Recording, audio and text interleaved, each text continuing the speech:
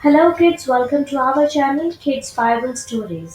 मैं उम्मीद करती हूँ कि आप सब ठीक होंगे और हमारे चैनल के वसीला से आपको काफ़ी बरकत भी मिली होगी।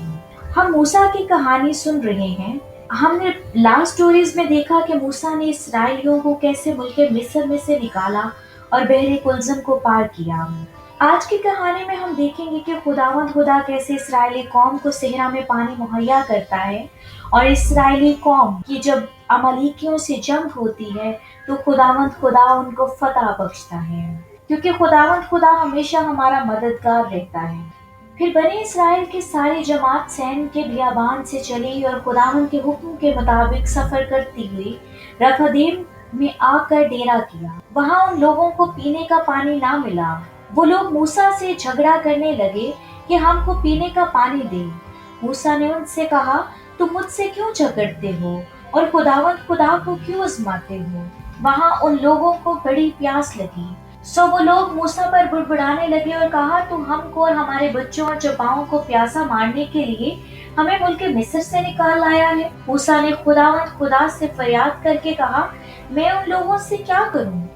वो सब मुझे संसार करने को तैयार है। खुदावन ने मूसा से कहा, लोगों के आगे हो ले और बनी इसराइल के बुजुर्गों में से चंद को अपने साथ ले ले, और जिस लाठी से तूने दरियाए नील पर मारा था उसे अपने हाथ में लेता जा। देख, मैं तेरे आगे जाकर वहां पूरब की एक चट्टान पर खड़ा रहूंगा और तू उस चट्टान पर मारना और उसमें से पानी निकलेगा और ये लोग पिएंगे। चनाचा मूसा ने बनी इसराइल के बुजुर्गों के सामने ऐसा ही किया। फिर उस चट्टान से पानी निकला और उसने उस जगह का नाम मेसा और मेरबा रखा, क्योंकि बनी इसराइल ने वहां झगड़ा किया और ये कहकर खुदावन का इम्तिहान किया कि खुदावन हमारे बीच में है या नहीं। तब अमालेकी आकर रफदेम में बनी इसराइल से लड़ने लगे। मूसा ने यशवा से कहा कि हमारी तरफ से कुछ आदमी चुनकर ले जा और अमालेकी से लड़, और मैं कल खुदावन की लाठी अपने हाथ में लिए हुए पहाड़ की चोटी पर खड़ा रहूंगा।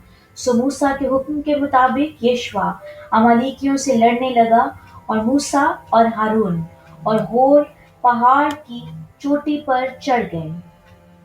जब तक मूसा अपना हाथ उठाए रहता था बनी इसराइल गालिब रहते थे, और जब वो हाथ लटका देता था तब अमालेकी गालिब होते थे। और जब मूसा के हाथ भर गए तो उन्होंने एक पत्थर लेकर मूसा के नीचे रख दिया और वो उस पर बैठ गया, और हारून और हूर एक इधर से दूसरा उधर से उसके हाथों को संभाले रहे। तब उसके हाथ आफताब के गरूब होने तक मजबूती से उठे रहे, और यशवा ने अमालेकी और उसके लोगों को तलवार की धार से शिकस्त दी।